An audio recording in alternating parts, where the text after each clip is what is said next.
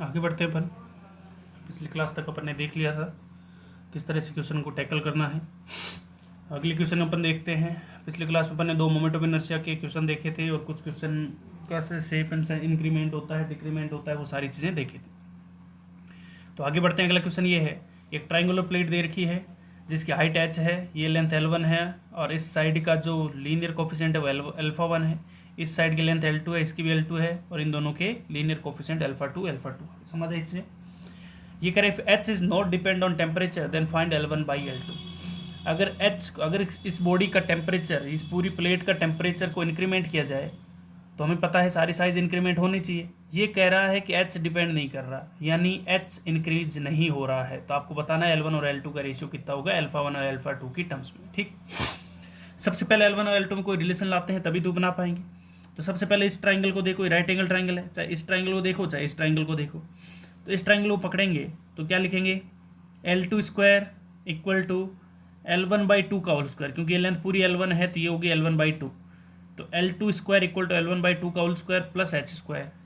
Pythagoras theorem लगा दी मैंने। ठीक है, ये तो आपको समझ आ गई होगी, बचपन से पढ़ते आ रहे हैं। तो L2 स्क्वायर बराबर L1 square by 4 plus h square. तो h स्क्वायर बराबर निकल गया L2 square minus L1 square by 4। समझ है इससे? अब मैंने क्या किया, डिफ्रेंशिएट किया, डिफ्रेंशिएट किया तो क्या लिखेंगे, 2h into D H, 2h into D H equal to L2 square का कितना होगा 2L2 into D L2 minus इसका होगा 2L1 into D L1 by 4। कोई दिक्कत किसी को? समझ है इससे? सबका डिफ्रेंशिएट कर दिया मैंने। अब ये कह रहा है h में कोई चेंज नहीं आना चाहिए। अरे वो कह रहा है ना h depend on, h is not depend on temperature, h is not depend on temperature. इसका मतलब h में कोई चेंज नहीं आया होगा, तभी तो टेम्परेचर पर डिपेंड नहीं कर रही है। अरे भैया h is not depend on temperature, इसका मतलब यही हुआ कि h अगर टेम्परेचर पर डिपेंड नहीं कर रही है तो उसमें कोई चेंज नहीं होगा। तो इसलिए मैंने डी एच को कितना कर दिया, 0 कर दिया। कोई चेंज ही नहीं आ रहा तो डी एच का मतलब क्या, छोटा सा चेंज आ ही नहीं रहा तो उसको मैंने 0 किया।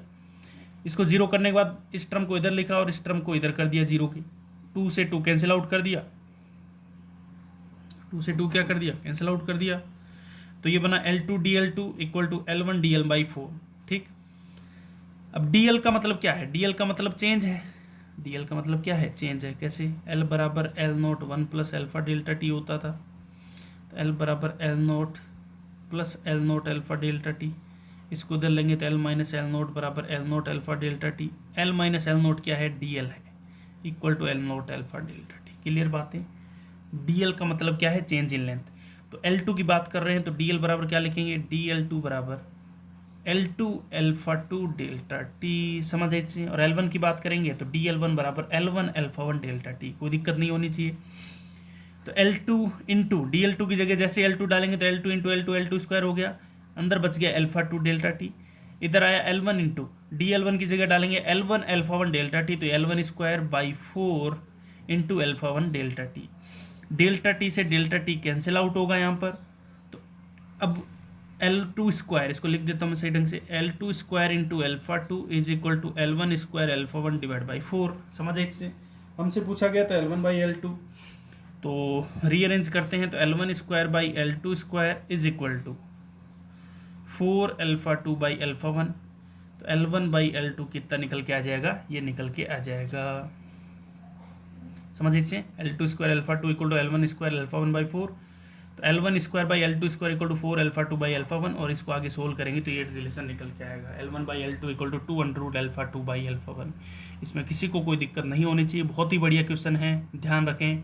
मेडिकल में ऐसे क्वेश्चन बहुत कम पूछे जाते हैं, जेई के पॉइंट ऑफ व्यू से बढ़िया क्वेश्चन है मेंस के हिसाब से। समझ है इससे? क्लियर हिसाब से एडवांस में भी ऐसे क्वेश्चन पूछे जाते हैं, आपको चेंज यही चीज़ें आपको निकालनी आनी चाहिए। समझ है इससे? एडवांस में बस एक ही बात होती है कि उसमें 2-3 कॉन्सेप्ट मिक्स होके आते हैं, इसलिए स्टूडेंट मात खा जाते हैं। समझ लीजिए, अगर यहाँ से पूछेगा तो कैलोरीमेट्री, थर्मल एक्सपेंशन, कैलोरीमेट्री नहीं पढ़ा है मैंने, 2-3 चैप्टर को एक साथ मिक्स कर देगा वो, और स्टूडेंट वहीं पे गच्ची खा जाएगा। समझ इससे? मात खा जाता है, और इसलिए एडवांस काफ़ी टफ पड़ता है स्टूडेंट्स के लिए।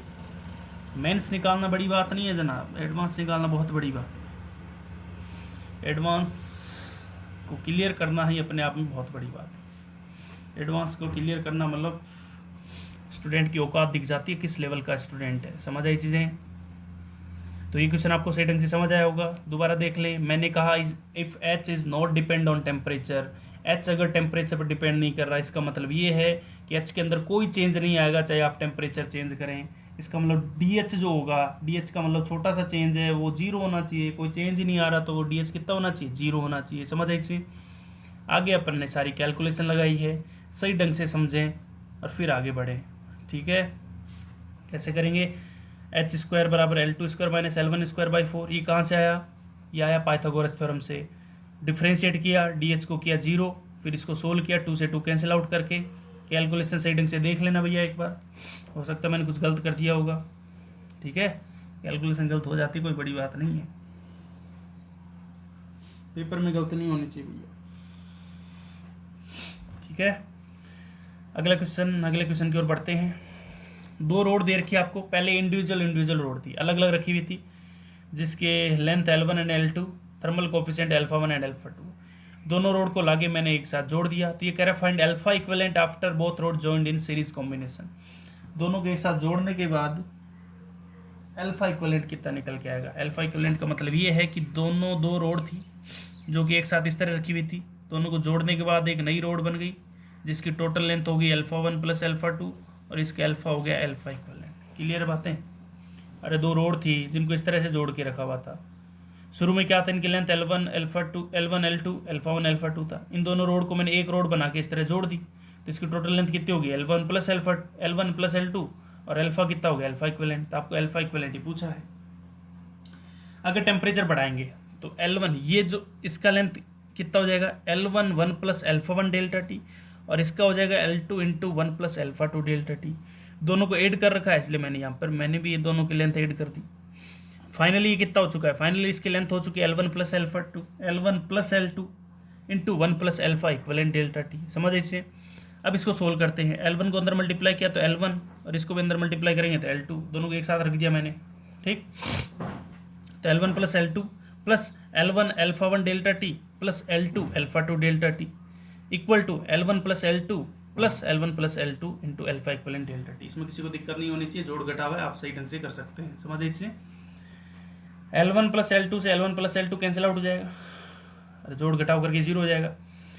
जैसे ये जीरो होगा डेल्टा टी से डेल्टा टी कैंसिल आउट होगा, तो क्या बचेगा L1 alpha 1 plus L2 alpha 2, इधर बचेगा L1 plus L2 into alpha equivalent, तो अल्फा इक्विवेलेंट निकल के आ जाएगा। ये क्वेश्चन भी अपने आप में बहुत ही स्टार मार्क क्वेश्चन है। जेईई मेन एंड नीट दोनों पूछ चुके हैं डायरेक्ट इस पे क्वेश्चन पूछे जा चुके हैं, डेटा देखे। समझ आ रही चीज़ें? क्लियर बातें? तो इस चीज़ का ध्यान रखें, काफ़ी इंपॉर्टेंट क्वेश्चन है, सही ढंग से देखो भैया। रिजल्ट याद रहना चाहिए आपको, कोशिश करो रिजल्ट याद रखने की, खासकर मेडिकल के स्टूडेंट। समझ आई चीज़ें? रिजल्ट को याद रखने की कोशिश करो भैया, रिजल्ट याद रहेगा तभी काम बनेगा। क्योंकि अगर पेपर में रिजल्ट मान लो नहीं आता है, आपको निकालना आता है, तो भी टाइम कंज्यूम कर दोगे आप 3 से 4 मिनट। 3 से 4 मिनट का मतलब होता है 3 से 4 क्वेश्चन पीछे हो जाना। समझ आ रही है? तो रिजल्ट आपको रटे होने चाहिए। सब रिजल्ट को, सब फॉर्मूलों को आप अलग से कॉपी में या पेज पे लिख लें और उनको कहीं चिपका लें। कल भी बताया था मैंने या पहले भी बताया होगा, सब फॉर्मूलों को एक पेज पे लिख लें और दीवार पे चिपका लें। खाते कूदते नाचते उनको बार बार देखते जाएं और याद करते जाएं, ऐसे ही याद होते हैं। यही पढ़ने का तरीका होता है जनाब। ऐसे नहीं कि एक बार पढ़ लिया और बार बार याद रहता है, ऐसा किसी के साथ नहीं होता। चाहे टॉपर हो, चाहे आप कितने भी महान हो, किसी को याद नहीं रहता है। समझ आई चीज़ें? तो इस चीज़ का ध्यान रखें, याद किसी को नहीं रहता है फॉर्मूला। तो आप किसी कागज़ पे लिख लें और उन्हें किसी दीवार पे जहाँ पे आप पढ़ते हैं उसके सामने चिपका लें। समझ आई चीज़ें? या जिस के आसपास से आपको ज़्यादा गुजरना होता है वहाँ पे चिपका लें, ताकि बार बार नज़र पड़ती रहे। समझ आ रही चीज़ें? खाते पीते उस पर नज़र रखें। तो 2 साल का ही कैरियर है भाई साहब, 2 साल में जो निकाल गया वो निकाल गया। ये 2 साल आपकी ज़िंदगी बना सकते हैं और बिगाड़ भी सकते हैं। मैं ये नहीं कह रहा कि आप 2 साल मेहनत करेंगे तो बहुत कुछ हो जाएगा, ऐसा नहीं, आगे कुछ नहीं करना पड़ेगा, ऐसा कुछ नहीं है।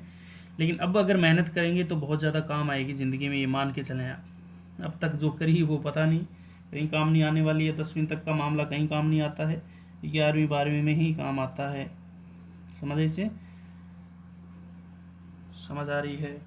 इस चीज़ का ध्यान रखें भैया, मेहनत करोगे तो सेलेक्ट हो जाओगे। आगे बढ़ते हैं।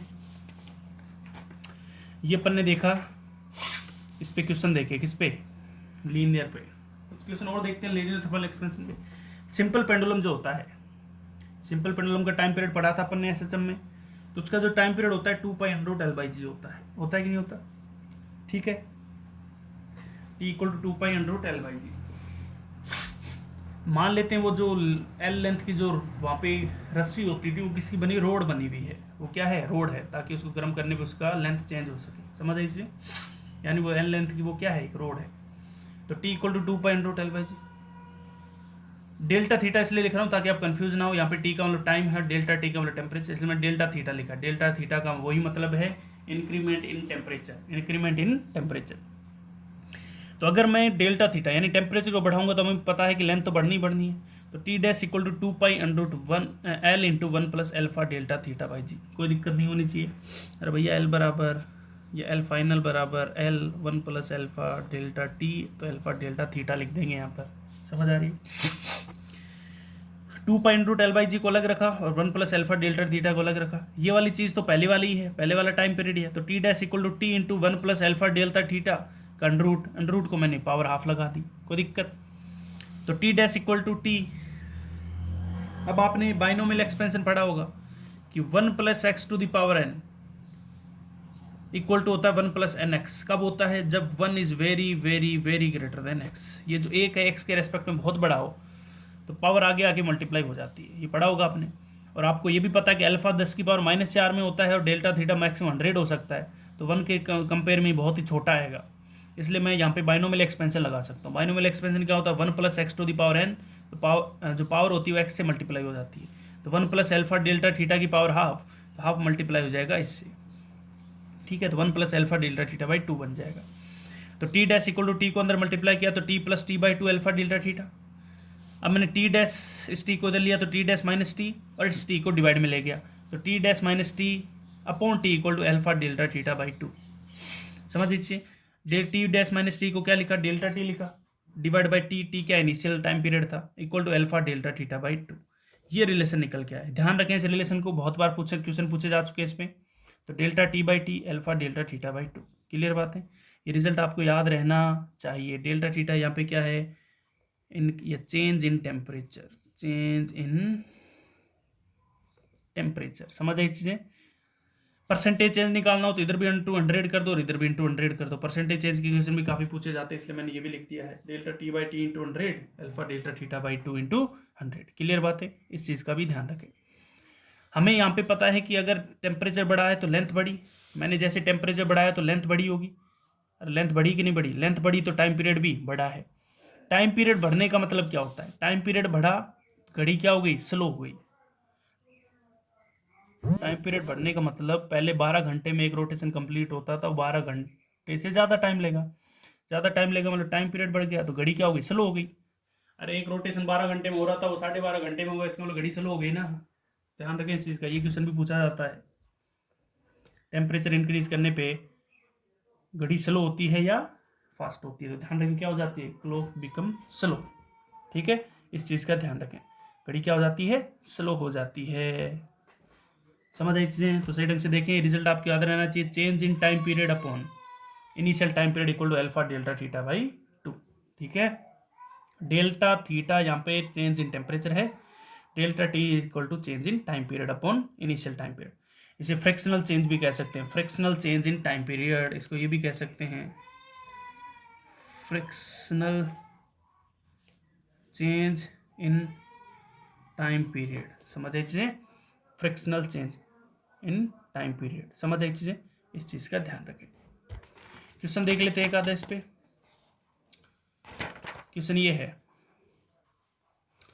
एक लिफ्ट है, एक लिफ्ट है, लिफ्ट पहले रेस्ट पे थी, लिफ्ट पहले रेस्ट, लिफ्ट जब रेस्ट पे थी, when lift is at rest then time period is T1। जब लिफ्ट रेस्ट पे थी तब टाइम पीरियड T1 था। अब लिफ्ट को, लिफ्ट के इस, ये जो रोड है इसको भी हीट अप किया और साथ में ए एक्सलेशन से ऊपर की तरफ मूव करा दिया। समझ आ रही चीज़ें? ये जो रोड थी सिंपल पेंडुलम की, इसको हिटअप भी किया और साथ में ए एक्सेलरेशन से मूव करा दिया। तब कह रहे the time period of simple pendulum is before and after increment in temperature same then find acceleration. पहले वाला टाइम पीरियड जब रेस्ट पे था और फाइनल वाला टेम्परेचर जब इसको एक्सेलरेट भी कराया और हिटअप कर दिया, दोनों टाइम पीरियड कह रहा है इक्वल हो, तो बताइए एक्सेलरेशन की वैल्यू कितनी होगी। समझ आइए। तो T1 इक्वल टू T2 करेंगे। पहले T1 कितना होगा 2 pi into L by g, कोई दिक्कत नहीं होनी चाहिए।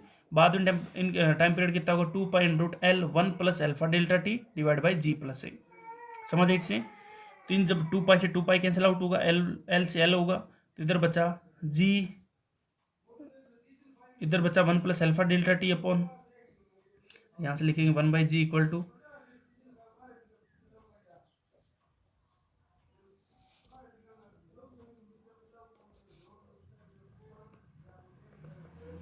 जी से जी कैंसिल आउट हो गया, तो ए की वैल्यू निकल के आ गई जी अल्फा डेल्टा थीटा। समझ आया चीज़ें, तो इस तरह से अपन सोल्व कर सकते हैं। ये क्वेश्चन भी जेईई मेन के अंदर आ चुका है। समझ आई चीज़ें, समझ आ रही है भाई साहब सही ढंग से, तो ध्यान रखें।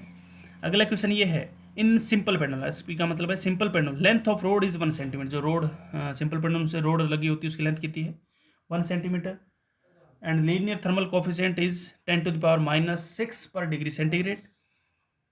Delta theta is 10 degree centigrade, यानी increment in temperature 10 degree centigrade. Calculate how much the clock is fast और स्लो इन 1 डे। भैया पहले तो ये बताओ कि घड़ी फास्ट होगी कि स्लो होगी और कितनी होगी एक दिन के अंदर। सबसे पहली बात, अगर टेम्परेचर इंक्रीमेंट हुआ है तो टाइम पीरियड बढ़ा है तो क्लॉक स्लो होगी। क्लॉक क्या होगी, स्लो होगी, हम पहले ही देख चुके हैं। टाइम पीरियड बढ़ेगा, बढ़ने का मतलब होता है क्लॉक स्लो होना, और टाइम पीरियड घटने का मतलब क्लॉक फास्ट होना।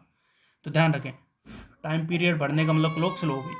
तो डेल्टा टी का वैल्यू अपन ने अभी देखा था, T alpha delta theta by 2। अरे चेंज इन टाइम पीरियड का फॉर्मूला क्या देखा था, alpha delta theta into T by 2। समझ आ रही चीज़ें। अल्फा कितना देर का है 10 टू पावर -6, डेल्टा थीटा कितना देर का 10, टाइम पीरियड कितना देर का है, टाइम पीरियड बात करना है 1 डे के अंदर, एक दिन के अंदर। भैया एक दिन की बात करते हैं, इन 1 डे कितने 24 घंटे होते हैं, 24 घंटे के अंदर 24 इंटू 60 मिनट हो गए, इंटू 60 करेंगे तो सेकंड आ जाएंगे। तो 6 इंटू 6 3600 इंटू 24 करेंगे तो 86400, 86,400 सेकंड होते हैं एक दिन के अंदर। ध्यान रखें, एक दिन के अंदर कितने सेकंड होते हैं 86,400। तो 86,400 इंटू 10 इंटू 10 की पावर -6, 2 1 3, 10 की पावर -3 बच गया। तो 864 इंटू 10 की पावर -3 यानी 0.864 डिवाइड बाई 2 यानी 0.32 सेकेंड। कितना आ रहा है 0.432 सेकेंड। और घड़ी क्या हो चुकी है, स्लो हो चुकी है। समझ आ रही चीज़ें, क्लियर है बातें, घड़ी क्या हो चुकी है, स्लो हो चुकी है। समझ आ रही है। तो ये क्वेश्चन जेईई मेन के अंदर 2019 के अंदर पूछा गया था। तो क्वेश्चन आपको समझ आया होगा। ये कह रहा है कि अगर एक सिंपल पेंडुलम जिसकी लेंथ 1 सेंटीमीटर है, अल्फा देर का 10 टू पावर -6 पर degree centigrade, increment in temperature 10 degree centigrade है, तो बताइए घड़ी एक दिन के अंदर कितनी स्लो या फास्ट हो जाएगी। सबसे पहले अगर टाइम पीरियड बढ़ा है, टाइम पीरियड बढ़ने कैसे पता चला, क्योंकि टेम्परेचर बढ़ाया गया, टेम्परेचर बढ़ेगा तो लेंथ बढ़ेगी, लेंथ बढ़ेगी तो टाइम पीरियड बढ़ेगा। अगर टाइम पीरियड बढ़ा है इसका मतलब ये हुआ कि घड़ी स्लो हो चुकी है, क्लॉक बिकम स्लो। ठीक, घड़ी अगर स्लो हो चुकी है तो कितनी स्लो हो चुकी है वो हमें निकालना है एक दिन के अंदर। तो डेल्टा टी, ये फॉर्मूला कहाँ से आया ये भी बता देता हूँ भाई साहब, आते तो इस पर कन्फ्यूज रहेंगे कि कहाँ से आ गया सर ये formula. Delta T by T equal to alpha delta theta by 2, मैंने टी को डायरेक्ट इधर मल्टीप्लाई कर दिया है। समझ आइए, delta T equal to T alpha delta theta by 2। समझ आ रही, क्योंकि चेंज पूछा गया हमसे, ये नहीं पूछा गया कितना टाइम हो जाएगा। तो delta T equal to T alpha delta theta by 2। T एक दिन के अंदर कितने सेकंड होते हैं, सेकंड के अंदर बात कर रहे हैं 86,400 सेकंड। अल्फा देर का है, डेल्टा थीटा देर का, डिवाइड बाई 2। सोल्व करेंगे आंसर निकल कर आ जाएगा। क्लियर बात है, ठीक है, इस चीज़ का ध्यान रखें। तो आसान क्वेश्चन था, कोई बड़ी बात नहीं थी, लेकिन आपको आना चाहिए। समझ आइए, तो सही ढंग से देखें भैया, सही ढंग से क्वेश्चन को देखें फिर आगे बढ़ें। समझ आई चीज़ें।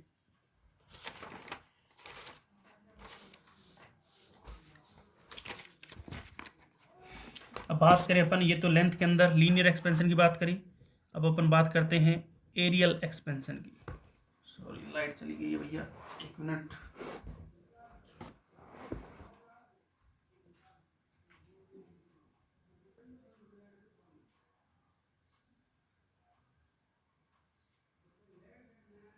बात करते हैं एरियल एक्सपेंशन की।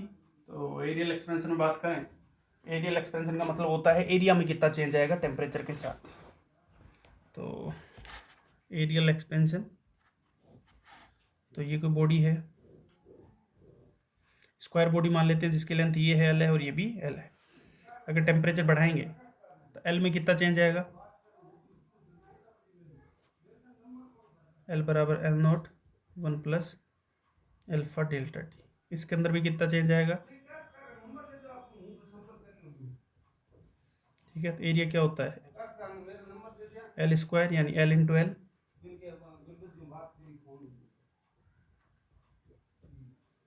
स्क्वायर, तो एरिया बराबर हमें पता है 1 से 2, ये अल्फा डेल्टा टी काफ़ी छोटा है तो 2 आगे आ जाएगा, तो 2 alpha delta t l naught square, अरे l naught into l naught square. समझ आइए, एल नोट क्या था, इनिशियल एरिया था, ये फाइनल एरिया लिख दे रहे हैं। A final equal to initial area 1 plus 2 alpha को नया नाम दे दिया गया बीटा।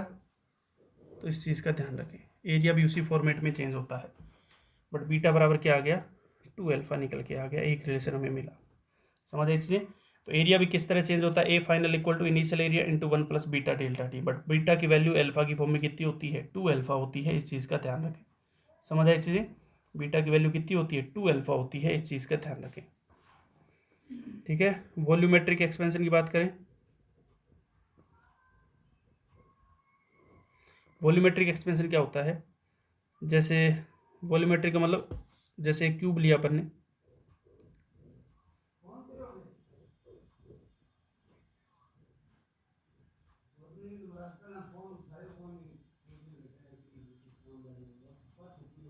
क्यूबॉइड मान लेते हैं LBH,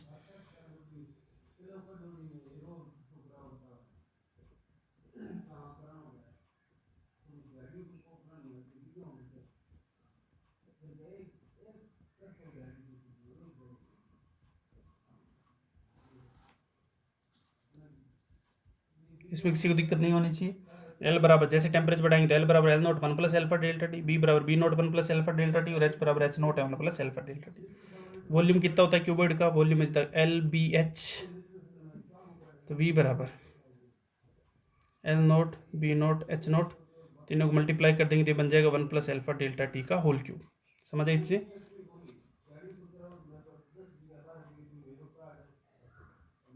we final equal to initial volume into 1 plus 3 alpha delta t, क्योंकि अगेन मैंने बाइनोमियल एक्सपेंशन लगाया है तो यहाँ पे इसको नाम दे V final equal to V क्या है, इनिशियल वॉल्यूम है, 1 प्लस गामा डेल्टा टी, इसको क्या लिखते हैं, गामा लिखते हैं। तो गामा यहाँ से क्या निकल के आ गया, 3 अल्फा निकल के आ गया, गामा क्या निकल के आ गया, 3 अल्फा। तो एरिया के लिए तो क्या लिखेंगे, A final equal to A 1 plus beta delta T, और बीटा 2 अल्फा के बराबर होता है। वॉल्यूम क्या लिखेंगे, V into 1 plus gamma delta T, और गामा किसके बराबर होता है, 3 अल्फा के बराबर। यानी अल्फा बीटा गामा का रेशियो क्या निकल के आया, 1:2:3। समझ आई चीज़ें, इस चीज़ का ध्यान रखें। आज इतना ही पढ़ते हैं, अगली क्लास में फिर मिलेंगे। Thank you.